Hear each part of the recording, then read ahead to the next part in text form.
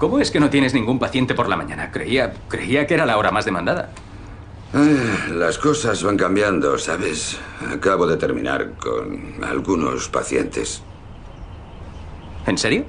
¿Están curados? Bueno... ¡Felicidades! ¿No es extraño? ¿El qué?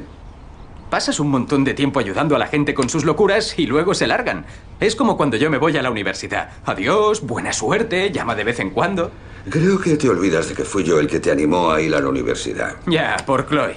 No fue por... No pasa nada, tenía razón, no estábamos hechos el uno para el otro.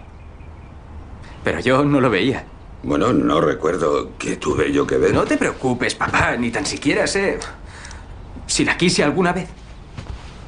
A lo mejor sí. ¿Tú qué crees? No lo sé. No sé qué contestarte. ¿Hablas alguna vez con ella? Una vez llamó y me dejó un mensaje, yo le dejé otro, etcétera, etcétera. Entonces, ¿estás saliendo con alguien ahora? No. Con muchas chicas, eso sí. Pero nada serio. No sé, creo que estoy teniendo la crisis de los 40 a los 20. Eso no es la crisis de los 40, créeme. Tú lo sabrías, ¿no? Sí. ¿De cuántas chicas estamos hablando? Vamos, papá. Solo quiero saber cuántas más o menos, por curiosidad. No lo sé, puede que 4 o 5.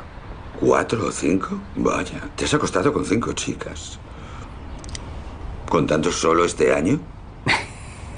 Oye, 5 no es nada, ¿vale? Henry, mi compañero de habitación, dice que cuando me pregunten sobre eso, redondee hacia arriba. Según parece, 5 es de pringaos. ¿De verdad? Vaya. La verdad es que me aburro. 3 meses es lo máximo que he estado con una chica. Con Chloe estuve 9 meses.